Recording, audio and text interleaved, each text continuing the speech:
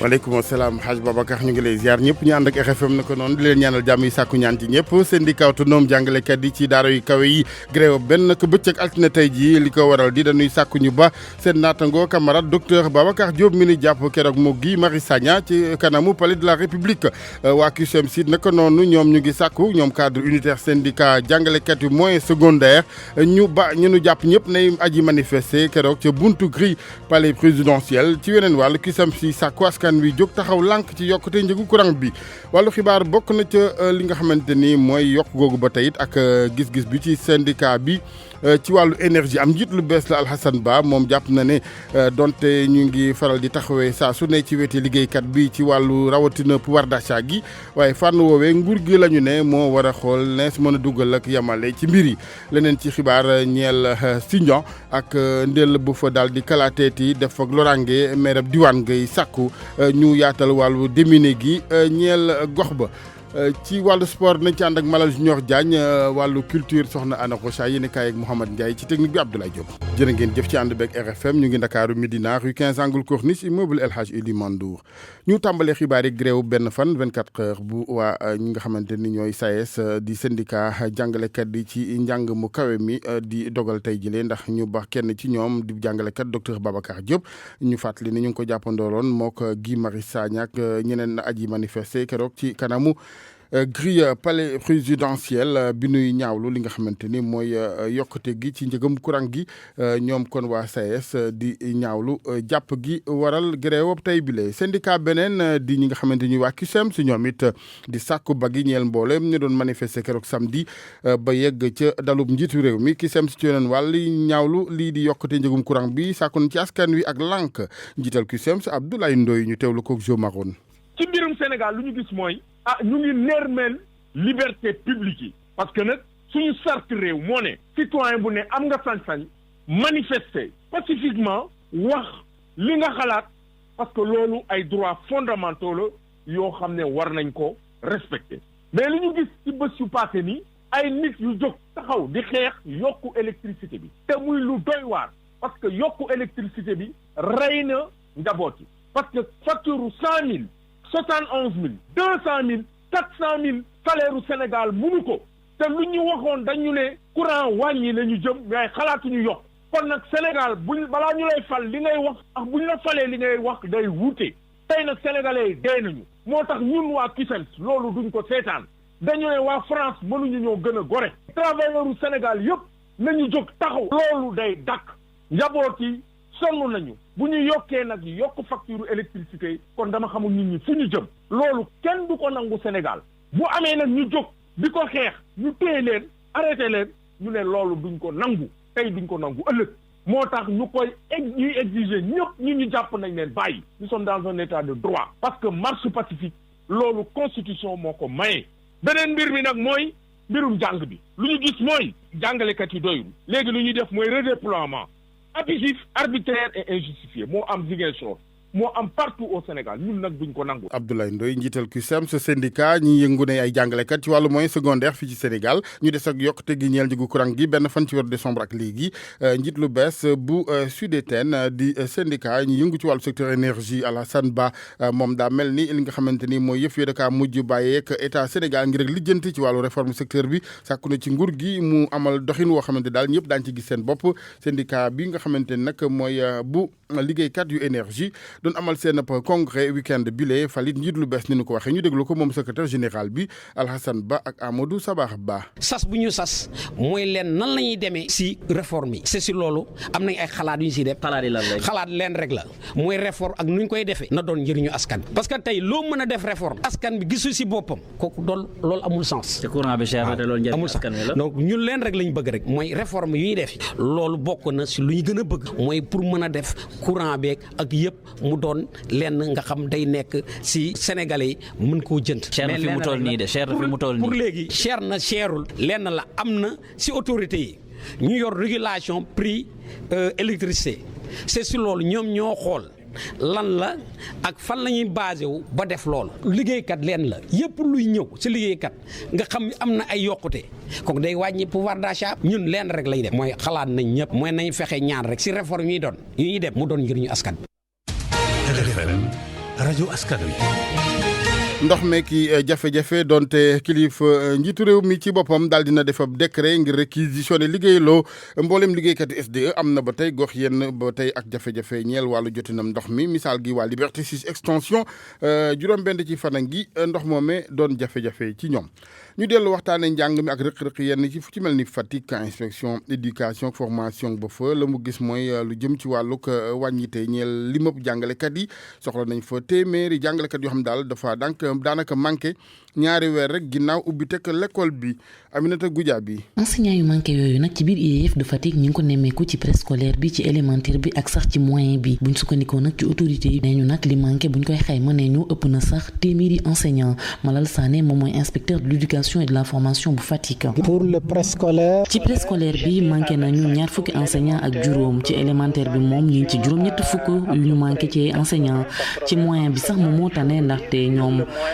fukk rek lañ ci manqué ndax am na rek ay gox yu manqué ay profu maths ay profu français ak yu ni mel daal. j'ai un problème de professeur de maths de français et cetera. situation bi nag li ko waral moo di enseignants yu bëri duñ nangu di toog ci région bi ñu bëri nag ci ñoom dañoo dem ba tax na fi mu ne sax ay classes multigrades la ñu créé. chaque année dañuy jot beaucoup d'enseignants mais luy dem ak luy dugg si luy dem mooy gën a bëri ci côté arabe bi cette année am naa 10 départs mais xaw ma ñaar wala ñeent rek ñoo ñëw donc xam nga ne pour problème am na même école franco-arabe yi pour ñu dox il a fallu ma jëlaat ay enseignants arabes quelque part parce que foofu c'est plus compliqué école franco-arabe yi benn maître bu fi newulee rek ça ne marche pas donc loolu mooy suñu difficulté ñun nous sommes dans des régions de départ ñëpp bëgg nañu dem terrain moo tax état bi quel que soit effort yu muy def fii mais année bu ci topp day am ñu bëri ñu fiy jógee dem. moom mii di Malal Sané nag di inspecteur de l'éducation et de la formation bu Fatick jàpp ne xëy na bu enseignants yu bees yi génnee ci école yi gap bu ni mel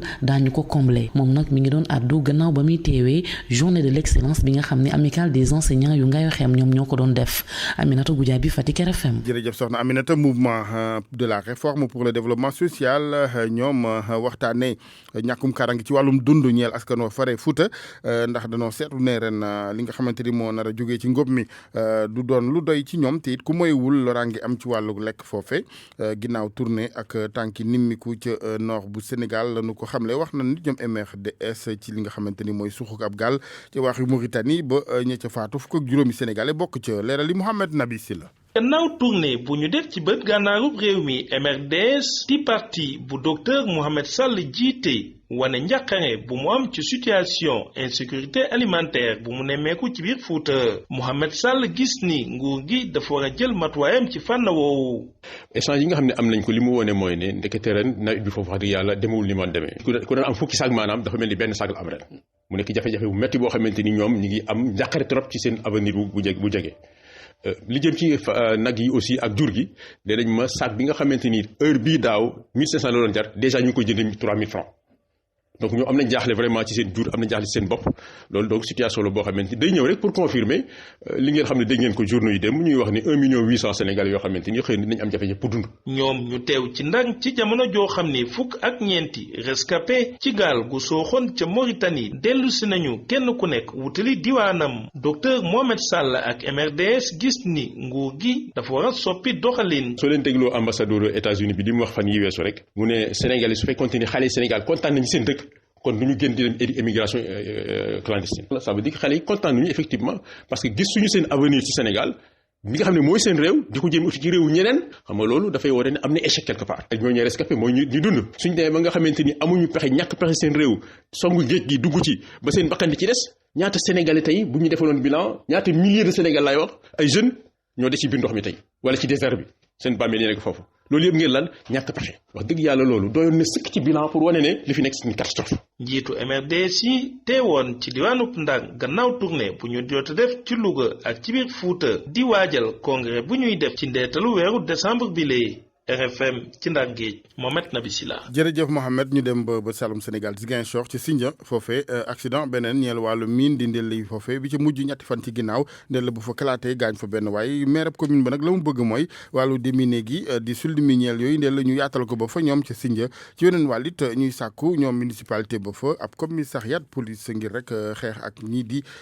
wuy yi karaté foofee Lamine ba ciy leeral. ndel yi ñu ngay wéy di lore fa nga xam ne nag moo di Sindian nekk ci département bu Bignona ci ñaar nit ñi nga xam ne ndel yi dal nañ leen kenn ki xale la bakkanam mujj rot waaye keneen ki moom mujjlee ci ay gaañu-gaañu yu métti maire bu Sindian di Yankhoba Sagna ne loolu dafay firndeel ne commune am bi ma ngay jànkonteel ay jafe-jafe yu jëm ci wàllu ndel yi lee barki démb si Nord Sindian effectivement jot nañu xibaaru ki nga xam ne dafa tëboon si benn ndel donc loolu du loo xam ne gulet lay doon yàgg na di am ñoo xam ne dañuy tëb si ay ndel ay engins naan ay mine li nga xam ne nit ñi la laal yooyu ngay yëg mais mine yi nga xam ne dañuy tëb ci ay mala maanaam ay bëy wala ay nag ay et cetera yooyu kenn mënu ko xayma ñaan wàllu ñun lu ñuy ñaan noonu ñun laajuñu déminage militaire yi lu ñuy liggéey seen liggéey la xamuñu lan mooy seen liggéey mais ñun lu ñuy laaj mooy yelleefu doomu aadama maanaam ñu tuddee ko humanitaire. maire bu Sindian bëgg ñu boole commune bi ci programme de déminage humanitaire bi nga xam ne ñu ngi koy amal jamono ji ci Casamance. ndel bi nga kii noonu bi nga xam ne si àll bi la am loolu su amee rek day tax ñi nga xam ne ñoom ñoo jëfandikoo àll bi pour seen dundin pour seen nekkin ñu xaw a amaat tiitaange ak ragal pour mun a dem te loolu mooy li nga xam ne moo leen di may lu ñuy dundee donc moom loolu mooy jafe-jafe yi nga xam ne la ñuy am actuellement moo tax ñu laaj programme déminage humanitaire boobu pour ñu mun a sécuriser population yi sécuriser seen biens yi. maire bu Sindian jàpp ne jafe-jafe yi nga xam ne nag commune bi moo ngi koy jànkonteel weesu na li nga xam ne nag moo di mine yi jamono ji ñoo ngi fay nemmeeku ñàkkum kaaraange gu fës loolu mu bëgg nag kilifay jàppale leen ubbi gendarmerie ba nekk ci Sindian waaye it amal ab commissariat de police ca Bignona. Lamine Ba Ziguinchor Radio Futurs Médias. jërëjëf Lamine ba tey ci xibaaru suba seeg RFM wàllug gën a méngaleeg jamono administration bu Sénégal yeexite yi ci wàllu lourdeur administrative fexe ba ak baral gën ci am moo waral ministère bi ñu dénk fonction publique ak ministre bu Soxna Mariama Sarr fas yéene jaari ci internet gi ak xarala yu bees yi plateforme dinañ ko ci taxawal ñu duppee ko Girafe ngir ak baral ñeel lépp loo xamante ni këyit la wala soxla askan wi am ko ci administration bu Sénégal ci assemblée nationale démb la doon jaar moom ministre Mariama Sarr ñu teewlu ko Oumar Mbow. dañu faral di wax lenteur administrative maanaam liggéey bi dafa yeex acte enseignant yi wala yeneen agent de l'État yi da ngay gis ku war a avancer toog ay at doo avancer wala soo avancer ba pare nga toog ay at doo jot kayit gi la war a jox droit nga dem jëli sa rappel loolu yëpp fonction publique ñu ciy liggéey ci direction générale de la fonction publique ci direction bi nga xam ne mooy direction du renouveau du service pour lënkale sunuy moyens pour mën a dem ci projet bi nga xam ne mooy modernisation de l'administration ci biir ministère bi bari na yuñ ci jël ay mesures yoo xam ne ci loolu la dugg lu ci mel ni plateforme Girafe bi tax nga mën a signer ci façon électronique mu gaaw dañuy liggéey ak yeneen ministères yi lu ci mel ni autorisation de construire lu ci mel ni boo bëggee extrait de naissance war nga tey def ko de par voie électronique ba nga xam ne dootu nécessité ti ngay jóg di dem fenn loolu déjà ministère de la fonction publique mu ci li nga xam ne mooy attestation de non fonctionnaire bi nga xale yi war a am pour mën a liggéey ci ay privé wala fenn kooku dootoo jarati sax lu si bëri ngay ñëw da ngay télécharger bëri na yoo xam ne tey bu acte yi paree ñu mettre ko en ligne bëgg nañu tey répertoire métier bi permettre enseignant bi nekk Fongolemi mu télécharger dugg ci comptam télécharger génne ak tam te du jar muy ñëw ba Dakar pour lijjanti loolu yëpp ay chantier la yoo xam ne commencé na ci biir fonction publique. sport geeg Malal Junior Diagne maa ngi lay nuyu Malal. maa ngi la fay la Jassane. bismillah. ñu door ak championnat Sénégal démb dañu ko daal di jeexal ci Ligue 1 bu Sénégal jàmbaar jote na am kon ndam ca Thiès ga mu demoon fekki fa waa SNEPS Excellence mu nekkoon jongante diggante ñaari équipe jóge ci Ligue 2 bi. jàmbaar fekke leen ba noppi daal leen kon daan benn bal ci dara Cheikh Ahmadou Bamba Dieng moo daal di kon dugale biti waa jàmbaar yooya seen entraîneur ba di Boubacar Gadiaga rafetlu li xale mi wane donte xamoon na ni jongante ba ko doon xaar foofa nekkutoon lu yomb kàddoom yi mu ngi ko dénk Cheikh Anta Diop. xanaa sant yàlla rek di wax ne alhamdulilah tey ji ñëw ba Thiès am fi ndam contre une équipe boo xamante ne SNEPS équipe boo xamante ne vraiment dafay jouer ba noppi indi impact je pense que tey ku seetaan match bi tey di nga kontaan parce que amoon na jeu essayé équipe bi essayé jouer mu nekk match boo xamante ne neex na yàlla def na ñu gagné ko di sant yàlla bu baax di encouragé waa SNEPS parce que tamit li ñu dala leen baax na terrain bi neex na macha allah di ñaan yàlla rek ñoom tamit ëllëg ñoom ndam ñu ëpp seen jot ñun tam yàlla defal ñu li ñu am tey ndam yàlla ñu jik et que ñaan yàlla que prochain match ñu continuer si biir incha allah. équipe bu daaw bi coach bëri na ay départ lool ñu gis ren ay U17 sax ci équipe yi tey joué ak SNEPS ba pare ngeen am même rendement. waaw loolu du guleet jàmbaar vraiment ñii nekk ci suuf dañuy liggéey bu baax pour équipe première bi parce que li ñuy def ci suuf dañ koy copier xool li ñuy joué ñun ñu joué noonu ba tax na xale bu yéeg si kaw rek doo am difficulté intégré équipe bi. mais nag di nga manqué doole di nga manqué volume di nga manqué un peu physique mais di nga am tuuti il faut nga am bon nañ gën a muus seen di màcc ci football bi ba noppi nag am tuuti vivacité bu si gën a njëriñ tam mooy comme suñu technique fa lañ koy sukkandikoo parce que bu ñu nekkee ci football bi rek yàlla mënu si ba ñu am ay ndam yu bari. ndam loolu nag ànd naag xéewal geneen ndax waa jàmbaar yooyu xaaj nañu démb ci seen teewaay yi njiit la di Sayer Seck ca Marseille ab kayit ak seen digganteeg équipe googee di Olympique de Marseille ngir kon jokkalante demlante dikkalante waaye te njaayante suwër mën ca am xaatim nañu ko démb ca bés ba nga xam ne waa Marseille dañ doon amal seen joganteeg waa Bordeaux waaye bés ba démb dañ ko jël nee nañu jagleel ko Afrique teewoon na ca stade ba Amady Pelé ñoom Basile Boli ñoom Boubacar Sarr Locotte ñoom ak Mamadou Niang ñoom ak yeneeni joueur ay Belmadi ñooña nga xam ne ñëpp dañoo am daal dem leen teg dikk leen teg waa Marseille kon bés ba démb Afrique ko moomoon waaye itam jig na leen ndax dañu ca daal di daan Bordeaux ñetti bal ci benn kon muy ñaareel bi équipe bi topp ci Paris Saint-Germain ñoom ñu waa Marseille yooya ba tey fii ci Ligue 1 bi Pikine démb dañu leen a teel a yoxosu ca seen stade boobee di Alassane Djigo nga xam ne fañ doon dalal waa Njàmbur ya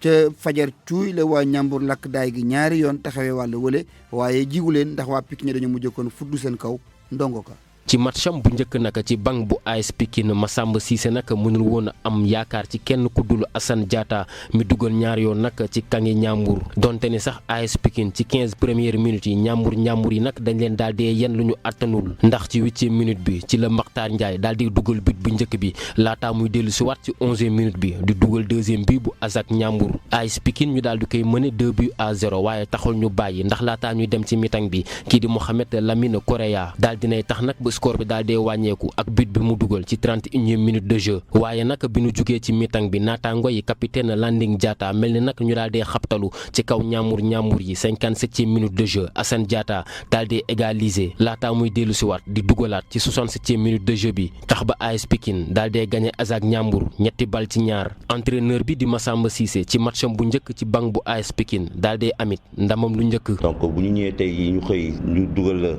2 bi sa biir dëkk nit ñi dañuy am jiixi jaaxa seen xel et c'est normal ñun aussi peut-être ñi ngi doog a jël affaire bi mais xam nañ à peu près ni championnat bi du demee parce que yàgg nañ ci même bi ñu mënee man dama ne gars yi nañ dal rek même bu ñu gañee nañ ñu gañee ci li nga xamante ni ñun mooy duñu yàq suñu football duñu jaxasoo duñu xam ne gañe nañu ci suñu stratégie comme que xale yi adhéré nañ ci loolu même buñ ma gañe woon du ma wax dara. ci ñaareelu bëccëg bi nag AS Pikine war a daje ak équipe bii di Jaraaf bu Ndakaaru Ndonga Ka Pikine RFM. alaaji boobu jongante ndax Jaraaf dana ko daal di kon dóor ci bés bu njëkk bi Génération Foot moo ko dóor benn bal ci dara loolu samedi la woon démb itam Mbour dafa ñàkk waa stade de Mbour ya dañu leen fekk seen terrain ba noppi dóor leen ñaari bal si dara Douane moo def lu ni mel entraîneur bu Douane bii di Joseph Senghor nii xamoon na ni match bu tar moo ko doon xaar foofu waaye waajaloon na ay goneem ba mën nañu am ndam gi mu doon sàkku Joseph Senghor ci micro Abdourahmane Diallo. match bu métti la parce que déplacé wu Mbour ñoom xam nañ ne yombul donc tey dañu ñëwoon def un plan de jeu boo xam ne dañuy diriger match bi mooy duñu yor ballon bi waaye dañ koy forcer stade de Mbour di ko sànni ba di ko jouer si ginnaaw donc bu ñu sànnee duñu feree ballon bi dañuy dem rapidement si kanam donc loolu tey suñu stratégie à chaque fois duñu récupérer ballon bi si côté yi nañuy jaar def vitesse donc yàlla def ñu am ñu dugal ko après match bi day gën a yomb si ñun parce que stade de Mbour ak publicam day ñeme dañuy song dañuy xam ñu patient nañ ko jekku duñ ko jekkoo rek ñu rey match bi def naa match bi noonu la demee dañuy sant yàlla suñu constat suñu rapport lu ñu gis mooy équipe bi ba la saison dañuy démarrer enchaîner ay match mais duñu régulier. lu ñu daal di kon jeexal ak waa Casa Sport ñoom danoon ñàkk démb seen diggante ak Teungueth FC benn ci dara le match ba mujjee Ligue 2 la ñuy jeexalee alaaji démb Kër Madior moo daan équipe bu Port ca Caroline Faye ñaari bal ci dara la ko daal di kon dóor way wi daanu foofu. jërëjëf Malal. pour man RFM mooy rajo bi gën a jege askan wi. RFM rajo bi jaamu seen soxla. ñu yegg see yéen ci wàllu culture ànd ak soxna Anna Rocha. maa ngi leen di nuyu mbokk yi rentrée culturelle bi ñu ngi ko doon amal samedi ji ñu génn ca Ndar artiste bi di Abdou Guité Mbengue moom moo ko taxawal université Gaston Berger bu Ndar nag moom lañ ci doon sargal jaarale ko ci ay pecc musique traditionnelle ak musique moderne mbébét bi moom moo daal di fexe ba weeru décembre gi ñu nekkaat benn weer boo xamante ne activité culturelle yi dinañ ci bëri loolu nuñ ko faree woon di def fii ci Ndar Mohamed Nabi Silla ngir yeneen i leeral. Abdou Guité Mbengue doon ku ràññeeku tey ji fas yéene sàngal université Gaston Berger bu Ndar li ko waral liggéey bu am solo bu ñu def ci wàllub caada ci dëkk bi lee. mu ngi jëkk ña li ñu daan def mooy du samedi jotee wala événement décembre lu wàññëw dañuy organiser ay fanal wala ay manifestation loolu daf fi dee si Ndar loolu tax ma jug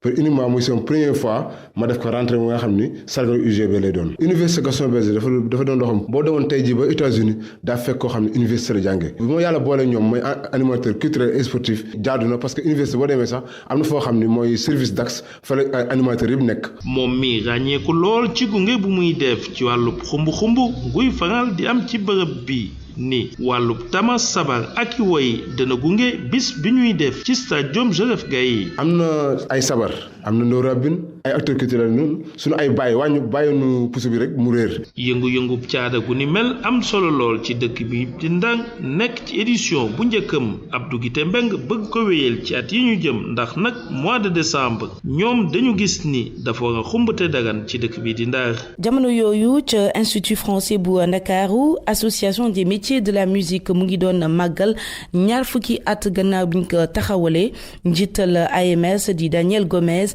di woo artiste musicien yi ñu gën a boole seeni doole rawatina ci wàllu koppar ngir bu ko defee ñu mën a financer projet yi nga xamante ne moom la ñu bëgg a dawal pour 2020 mbébét bi mooy taxawal itam lii di maison de la musique dañ ciy déglu kon Daniel Gomez. 20 ans bi lu ñuy def mooy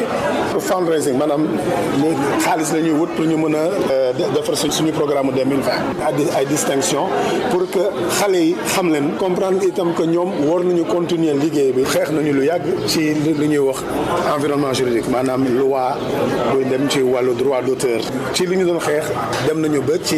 am suñu loi ba am décret d'application ba am suñu société bopp muy SODAV defe naa ci ñetti at yi def na liggéey boo xam ne tey artistes yi ñu ngi comprendre lu ñu war a impulser pour que su état xalaat ne que war nañu xool loi statut de l'artiste tey benn artiste yorul benn carte professionnelle bu dee am nañu suñu maison de la culture association bu ne am ci place am lu mel ni benn centre bu rëy am suñu espace pour ñu mën a développer suñuy projet. di leen jaajëfal bu baax a baax ci déglu bi dig daje ëllëg incha allah ci beneen chronique culture ci RFM.